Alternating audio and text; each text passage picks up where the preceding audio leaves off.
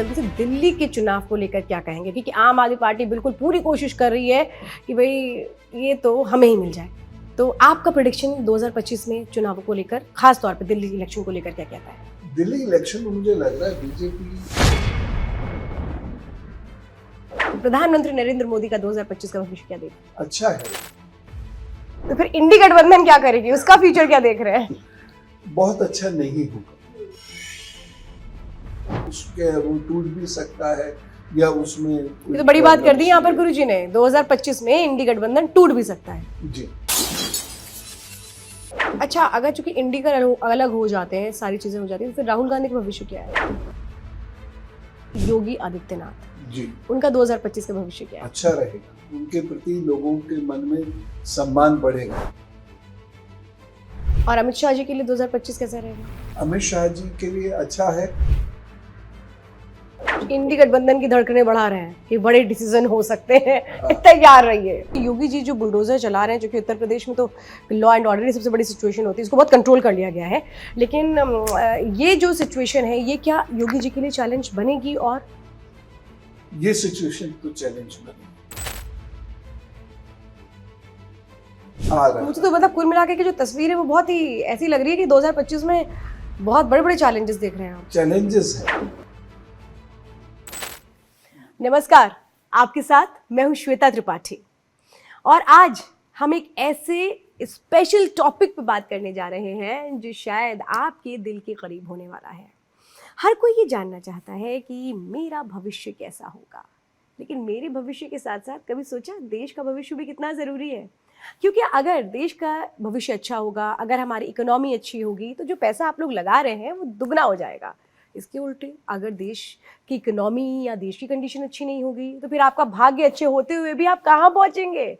आज इन तमाम सवालों पर बातचीत करने के लिए हमारे साथ प्रोफेसर पवन सिन्हा जी मौजूद हैं, जो एक बहुत फेमस फेस हैं, जिनको आप जानते हैं उनकी भविष्यवाणियों के लिए, लेकिन राइटर हैं, एजुकेशनिस्ट हैं, प्रोफेसर हैं, और वो तमाम चीज़ें जो एक रहस्य में छिपी हुई हैं, उनको बहुत खूबसूरती से पवन सिन्हा जी लोगों के बीच रखते हैं। बहुत बहुत स्वागत है आपका। बहुत धन्यवाद, बहुत धन्यवाद। पवन सिन्हा जी, चूँकि जो नया साल है वो बहुत कुछ बताता है, बहुत कुछ कहता है, लेकिन मैं शुरुआत इसी के साथ करना चाहूँगी कि देश का भविष्य कैसा रहने वाला है।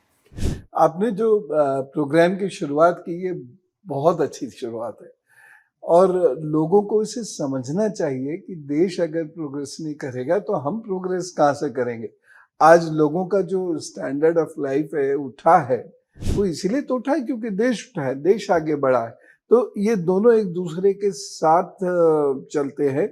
लोग बढ़ेंगे तो देश बढ़ेगा, देश बढ़ेगा तो लोग और बढ़ेंगे।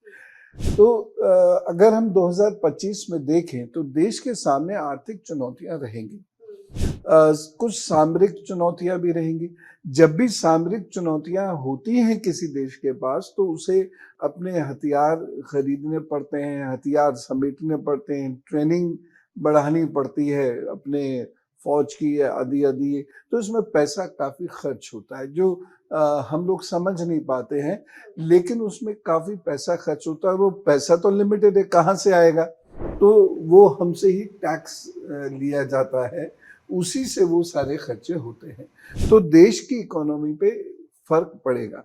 अच्छा, भारत आज एक ग्लोबल इकोनॉमी बन गया है, भारत के पास बहुत बड़ा बाजार है, तो बाकी देशों को वो बाजार चाहिए, इसलिए वो यहाँ पर इन्वेस्ट करते हैं। उस इन्वेस्टमेंट से हमको फायदा होगा, लेकिन अगर वो इन्वेस्ट नहीं कर पाएंगे तो हमको फायदा नहीं होगा। तो उन देशों पर, खासतौर से मैं पश्चिम देशों की बात कर रहा हूँ, मैं मिडिल ईस्ट के सऊदी अरब की बात कर रहा हूँ, कि अगर उन देशों के हालात अगर बहुत अच्छे नहीं हुए तो भारत की इकोनॉमी उतनी तेजी से प्रोग्रेस नहीं कर पाएगी, और उन देशों के जो आर्थिक हालात हैं वो बहुत अच्छे नहीं होंगे। वहाँ पर नौकरियों में भी छटनी करनी पड़ेगी, उसका भी नुकसान भारत को हो सकता है। तो ये सारी चीजें मिला के मैं जो कहना चाहता हूँ वो ये है कि हमारा बाजार, हमारे लोग बहुत अच्छा परफॉर्म करेंगे, लेकिन हमारे पास जितनी बड़ी जनसंख्या है उसको देखते हुए ये लगता है कि भारत के सामने आर्थिक संघर्ष, चुनौतियां, वो 2025 में बढ़ेंगी। बहुत टेंशन में डाल दिया। अगर 2025 में देश की इकोनॉमी, आप जो कह रहे हैं कि चैलेंजेस आए होंगे, तो हम लोगों ने जो अपना पैसा इन्वेस्ट करके रखा है उसका क्या होगा? मतलब मैं I am not talking about my self, मैं दूसरों के लिए भी कह रही हूँ, उसमें क्या होगा? उसमें कोई फर्क नहीं पड़ेगा। बहुत सारे लोग जब भी चुनौती की बात होती है ऐसा सोचते हैं कि ऐसा तो नहीं कि बैंक में हमारा पैसा फंस जाएगा, मिलेगा नहीं, शेयर बाजार में लोगों का पैसा लगा है। तो ऐसा नहीं है, चीजें निकलेंगी। शेयर मार्केट आपने अच्छा जिक्र किया। शेयर मार्केट में क्या होगा कि एकदम डाउनफॉल चलेगा, फिर एकदम हाइट पकड़ेगा। अब जो एक अलर्ट इन्वेस्टर है, जो पढ़ता है, चीजों को समझता है, वो उसका तुरंत फायदा उठा लेगा। वो तो अभी भी हो रहा है, लेकिन हाँ। ये मतलब अभी भी जो हो रहा है वही रहने वाला है। वही रहेगा, बल्कि जो जो शेयर में ट्रेडिंग है वो एकदम ऊपर नीचे होगी, फ्लक्चुएट बहुत करेगी। तो पैसे लगाऊं ना लगाऊं, ये बताइए। लगाइए, खूब लगाइए, उसमें कोई प्रॉब्लम नहीं है।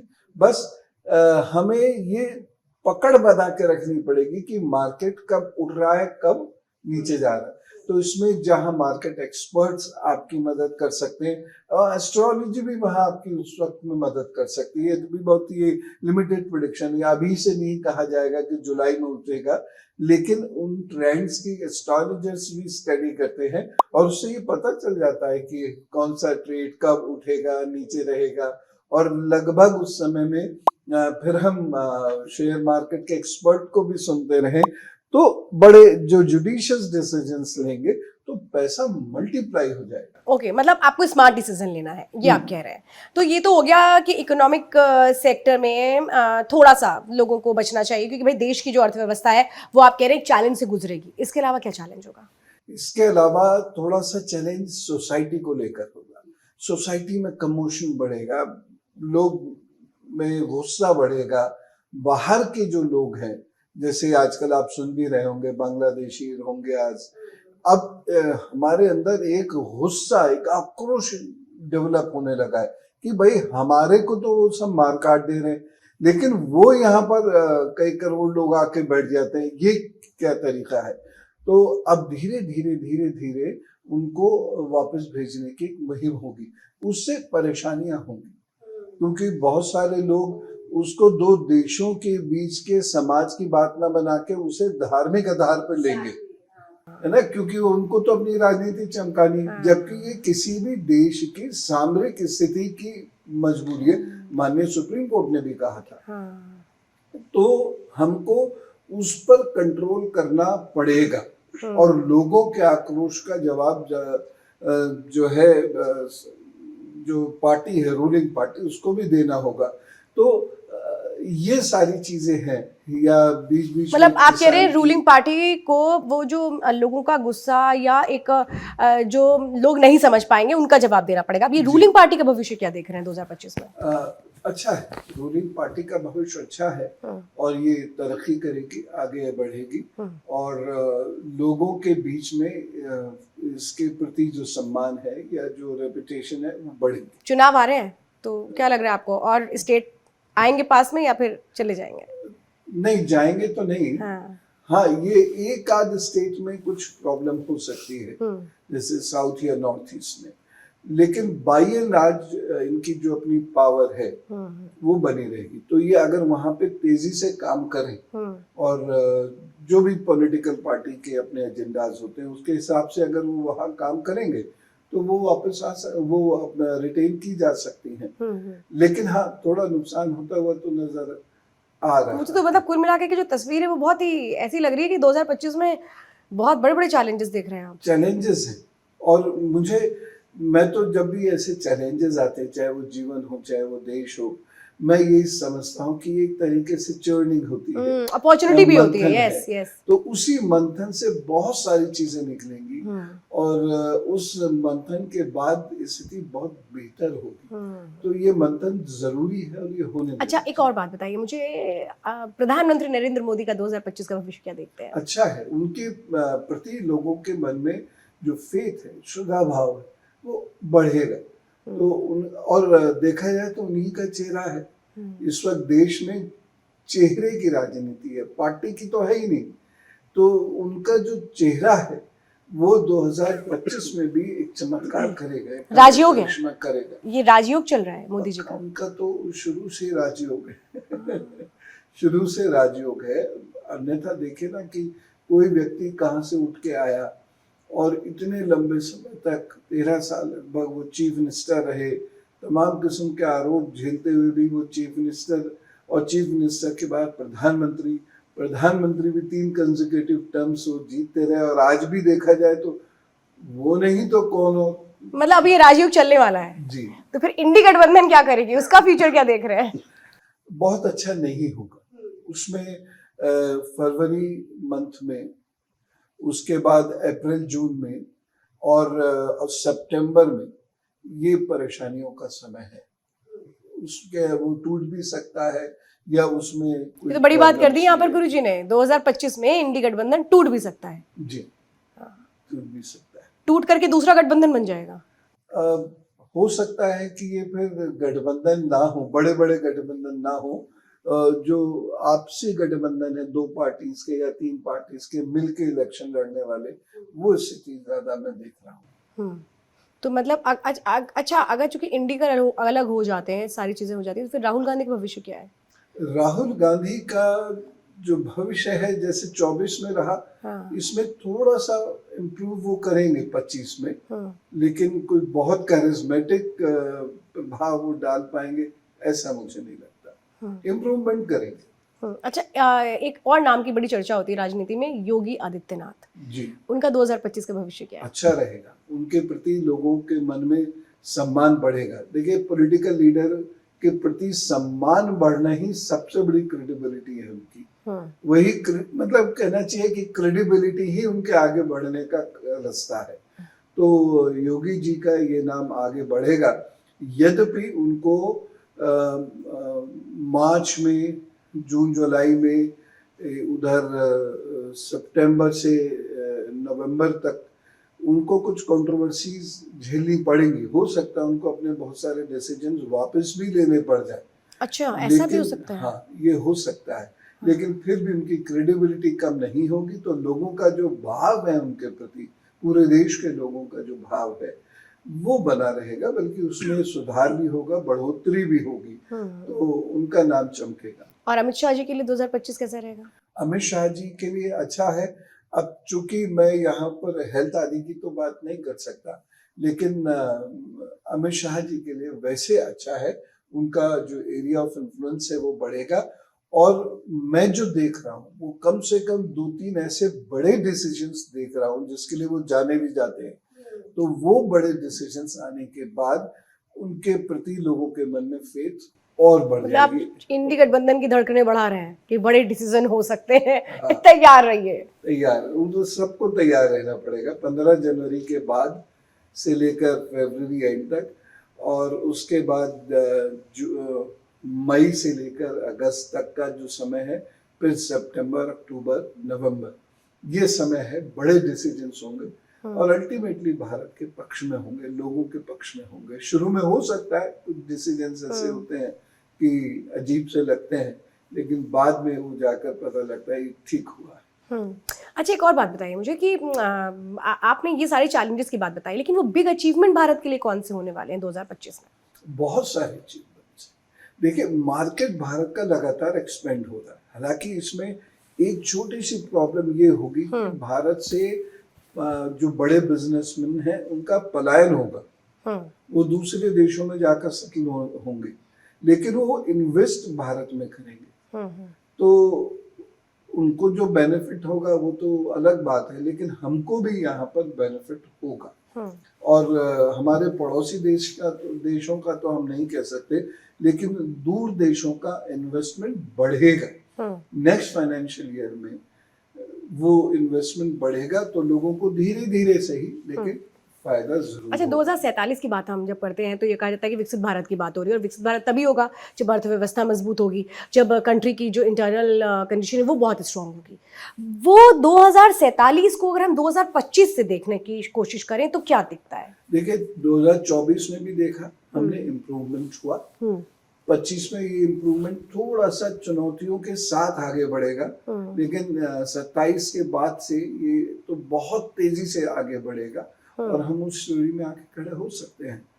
बस हमें जो ध्यान रखना होगा वो यही ध्यान रखना होगा कि लोगों के, समाज के विवादों को समाप्त करते हुए हम चले। नहीं तो जो सामाजिक विवाद हो रहे हैं, सांस्कृतिक विवाद जो हो रहे हैं, ये विवाद जो है ये हमारी अर्थव्यवस्था पर एक एंकर की तरह से उसको खींचेंगे पीछे। लेकिन अगर इसको सरकार ने कंट्रोल कर लिया तो फिर कोई दिक्कत, फिर कोई रोक नहीं सकता। अच्छा, एक बात बताइए, आपने यहाँ बोल दिया कि मोदी जी का अच्छा अचीवमेंट है, 2025 अच्छा है, लेकिन उनके लिए भी कोई चैलेंज है? मोदी जी के लिए बहुत चैलेंजेस हैं। देखिए, इस देश का प्रधानमंत्री बनना जो मल्टी एथनिक हो, जहाँ लोगों की एम्बिशंस बहुत ज्यादा हो, और मतलब मैं तो यहाँ तक देखता हूँ कि सड़क का गटर खुला रह गया तो उसके लिए एग्जैक्टली सीधे लोगों का नाम प्रधानमंत्री पे ही चला जाता है, नगर निगम के अधिकारी पे नहीं जाएगा। हमने तो वोट प्रधानमंत्री को दिया था। तो ऐसी जगह का प्रधानमंत्री बनना ये सरल बात नहीं। लेकिन मोदी जी अब कहीं ना कहीं, जैसे वो कहते थे ना, हम तो फकीर है साथ झोला उठा के चल देंगे, मोदी जी को समझने के लिए एक चीज का सहारा लेना पड़ेगा। राजनीति के इतर मोदी जी एक आध्यात्मिक व्यक्ति भी है और ये चीज हमें उनकी समझनी पड़ेगी।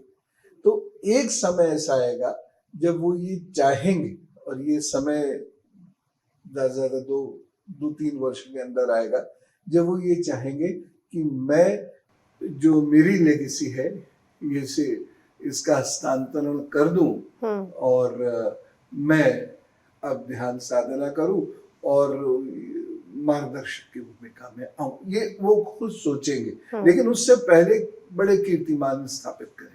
अच्छा, ये योगी जी जो बुलडोजर चला रहे हैं, जो कि उत्तर प्रदेश में तो लॉ एंड ऑर्डर की सबसे बड़ी सिचुएशन होती है, इसको बहुत कंट्रोल कर लिया गया है, लेकिन ये जो सिचुएशन है, ये क्या योगी जी के लिए चैलेंज बनेगी? और ये सिचुएशन तो चैलेंज बनेगी, क्योंकि देखिए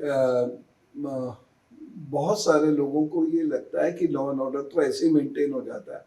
नहीं, ऐसे नहीं किया। योगी जी ने भी बहुत मेहनत की इस लॉ एंड ऑर्डर को मेंटेन करने के लिए। पुलिस फोर्स को भी क्रेडिबिलिटी, उस क्रेडिट जाता है उसका, ऑफिसर्स को भी जाता है। तो ये आसान नहीं है, लेकिन इसी में बहुत सारे ऐसे डिसीजन तो हुए जहां इंटिमिडेशन तो है। कभी कभी कानून को इंटिमिडेट करना पड़ता है। देखिए, पुलिस की वर्दी ही अपने आप में एक वो इंटिमिडेशन है कि आई एम द पुलिस, तो दूसरा व्यक्ति सर कह के बात करने लगता है तुरंत, और वही अगर सादे ड्रेस में खड़े हो तो कोई कुछ नहीं पूछेगा। तो कहीं ना कहीं वो एक भय पैदा करना आवश्यक है, जो उन्होंने किया, और उसका और ये भय आगे भी रहने वाला है, सीधा फायदा मिला, और ये भय रहेगा उनके नाम पर। जो चीजें कहते भी बिन भय होए ना प्रीत। हाँ, बिल्कुल। तो ये तो होगा। हाँ, डिसीजन हो सकता है रिवर्ट हो, जैसे कि मैंने अभी कहा भी, उनके भाग्य के अनुसार या उत्तर प्रदेश के अनुसार, तो वो डिसीजन रिवर्ट हो सकते हैं, लेकिन भय तो उत्पन्न होगी। अच्छा, ये बताइए मुझे जल्दी से, दिल्ली के चुनाव को लेकर क्या कहेंगे? क्योंकि आम आदमी पार्टी बिल्कुल पूरी कोशिश कर रही है कि भाई ये तो हमें ही मिल जाए। तो आपका प्रेडिक्शन 2025 में चुनावों को लेकर, खास तौर पे दिल्ली इलेक्शन को लेकर क्या कहता है? दिल्ली इलेक्शन में मुझे लग रहा है बीजेपी अपनी जो परसेंटेज है बहुत बढ़ा रही है, और बहुत बढ़ाने का मतलब ये है कि वो सत्ता में आ सकती है। और इधर मोदी जी का गृह नक्षत्र वो अच्छा चल रहा है। इधर अब देखिए अध्यक्ष कौन बनता है। केजरीवाल जी का गृह नक्षत्र अभी कमजोर, 25 तक वो कमजोर रहेंगे, और अगर प्रयास करते रहे और स्वास्थ्य उनका अच्छा रहे तो आगे देखा जा सकता है, लेकिन अभी कोई चांस नजर नहीं आता। और बिहार को देखकर क्या देख रहे हैं? बिहार में चुनाव अगर हो जाए, बिहार के जो चुनाव होंगे उसमें शॉकिंग रिजल्ट्स आएंगे, और हमको ये लग रहा है कि भाजपा का वहां पर कोई ग्राउंड नहीं है। भाजपा का ग्राउंड भी हो सकता है, लेकिन नीतीश जी के मुझे जो लग रहा है, मतलब मैं नहीं, बट लास्ट टाइम अच्छा परफॉर्म किया था बीजेपी ने। हाँ, तो मुझे नीतीश जी का लग रहा है कि अब थोड़ा सा वो सिमटेंगे। अरे वो तो सबके साथ ही अपना अच्छा इक्वेशन बना लेते हैं, सीएम बन जाते हैं हर बार, सबको लगता है अब गए अब गए अब गए, तो वो बन जाते हैं। तो मतलब आपको ऐसा लग रहा है कि इस बार कुछ अब सिमटना कहीं थोड़े से कांटे बिछ जाएंगे? हाँ, बिल्कुल। तो नीतीश जी को कोई एडवाइस देंगे?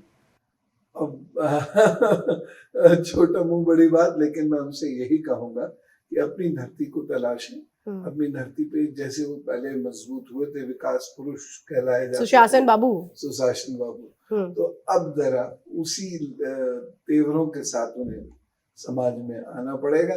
नहीं तो जो वोटर है ना, वो अब चेहरा रिजेक्ट कर देगा, क्योंकि स्थिति वो देखता है ना, जब वोटर की एक्सपेक्टेशन लगातार बढ़ती चली जाती है। हमने आज उसे 10 दिए तो कल को वो 15 मांगेगा, हमने 15 दिए तो फिर वो 20 मांगेगा। उसकी एक्सपेक्टेशन बढ़ेगी, जो बहुत नेचुरल है, पूरी दुनिया में होता होगा ये। तो ये लालू यादव जो चाहते हैं कि उनका बेटा वहां पे स्टैब्लिश कर जाए अच्छी तरह से, हालांकि उप मुख्यमंत्री पहले वो रह चुके हैं, उनको लेकर आप क्या कह रहे हैं? क्योंकि आजकल बड़ी विवादित बयान भी दे रहे हैं वो। जी मैं अगर प्रश्न कुंडली के हिसाब से सोचूं तो मुझे लगता है कि लालू जी और उनकी जो आरजेडी है ये बेहतर करेंगे पिछली बार से। तो टेंशन बढ़ा रहे हैं नीतीश कुमार की। जी हाँ, ऐसा है। बहुत संभल के चलना बट वहाँ तो बीजेपी का गठबंधन है नीतीश के साथ। तो अच्छा है, गठबंधन में बने रहे, वो अच्छा है। अच्छा, ऐसा भी कुछ देख रहे हैं आप आगे पीछे? मुझे ये लगता है कि कुछ इश्यूज ऐसे आएंगे कि जहां उन्हें मौन होना पड़ेगा, और जिस जनता का वो प्रतिनिधित्व करते चले आए हैं वो उन्हें मौन नहीं रहने देगी। तो ये परेशानी का सबब तो उनका बनेगा। उनके अपने एमएलएज जो हैं, उनके अपने लोग जो हैं, वो उन मुद्दों पर उनसे कहेंगे आप बोलिए। जिस पार्टी के साथ उनका गठबंधन है उसके साथ उन मुद्दों पे वो बोल नहीं सकेंगे, तो कहीं ना कहीं ये क्लैश करेगा, क्लैश कर जाएगा। अच्छा, कांग्रेस का फ्यूचर क्या देख रहे हैं? अभी तो बहुत उठता हुआ नहीं देख रहा, थोड़ा बेहतर हो जाएगा, लेकिन बहुत उठता हुआ नहीं देख रहा। 1-2 स्टेट्स उनको मिल सकती हैं इलेक्शन में, लेकिन कोई एकदम चमत्कार हो जाएगा और बहुत ऊंचाइयों तक पहुंच जाएंगे, ऐसा मैं कुछ नहीं देख। अच्छा, ओवरऑल सबको क्या एडवाइस देना चाहेंगे आप? मैं सिर्फ यही कहूंगा कि समाज के अंदर जो विप्लव हो रहा है इसे दबाने की कोशिश करें, इसे रोकने की कोशिश करें।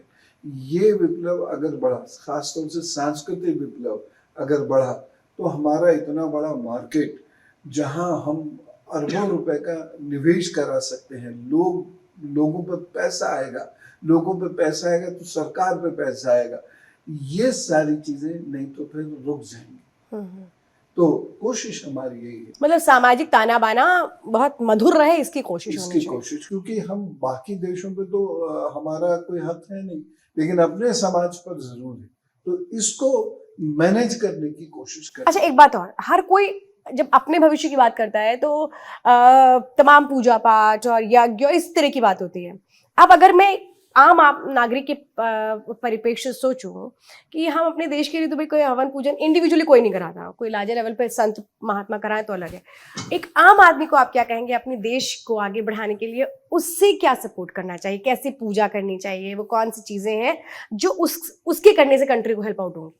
देखिए, आपकी तरह मैं भी मेरे देश से बहुत प्यार करता हूँ, और कभी कभी तो लगता है कि शायद इसी के लिए जीता हूँ। तो मैं हमेशा लोगों से एक बात कहता हूँ कि जब पूजा से उठो तो जहाँ अपने लिए मांगो, वह एक लाइन भगवान से ये भी कह देना, कोई मंत्र श्लोक कोई नहीं चाहिए कि मेरे देश को भी अच्छा रखना भगवान, बस इतना कहना। हजारों लोगों की प्रार्थनाएं जब आती है तो कुछ बड़ा ही अच्छा होता है। एग्जैक्टली। पवन सिन्हा जी, इतनी सारी चीजें आपने बताई, मोदी जी के लिए भविष्य कैसा रहेगा, योगी जी के लिए कैसा रहेगा, देश के लिए कैसा रहेगा, लेकिन चुनौतियां भी हैं। तो इन सारी चीज़ों को अगर हम देखें तो सम अप करें तो एक चीज़ यही है कि चुनौतियों भरा साल 2025 रहेगा, और अगर सावधानी से चले तो विजय, वरना फिर थोड़ी सी मुश्किल। मैं सही हूँ? एक चीज और इसमें मैं जोड़ूंगा कि जो दैवीय आपदा है ये 25 में होंगी। मौसम का हाल बिल्कुल पकड़ में नहीं आएगा, ये क्या हुआ। जब खुल जाता है मौसम, या खुल जाना चाहिए मौसम, उस वक्त में बर्फ पड़ रही होगी कई जगह, ग्लोबल वार्मिंग की बात कर रहे हैं। ग्लोबल वार्मिंग, शीत लहर आ रही होगी भारत में कई जगह, बाढ़ें आ रही होंगी सब कई जगह। तो इस 25 में लोगों की जनहानि मतलब मैं देखता हूँ इसकी But वजह ना से, हो। आग की वजह से। और बस उसका वही तरीका है कि हम अपने प्रभु से कहें कि सब ठीक करेगा, तो जरूर होगा। मतलब संयम रखना है, जी, संयम रखना है, शांत रहना है और बहुत ज़्यादा परेशान नहीं होना। हाँ, यही है, यही मूल मंत्र है 2025 के लिए। बिल्कुल बिल्कुल। तो पवन सिन्हा जी ने बहुत सारी चीज़ें बताई हैं, ये भी बताया कि चैलेंज है लेकिन चैलेंज दूर भी होंगे, घबराना नहीं है, परेशान नहीं होना है, उत्साहित रहना है। जी, उत्साह से काम करके ही चैलेंजेस दूर होते हैं। तो पवन सिन्हा जी, अब कार्यक्रम को खत्म करने का वक्त आ गया है, लेकिन वो लोग जो इंतजार में बैठे हैं, कि वो राजनेता जो इंतजार में बैठे होंगे कि लास्ट में पवन सिन्हा जी कोई टिप हमें दे देंगे, वो जरा आप दे दीजिए।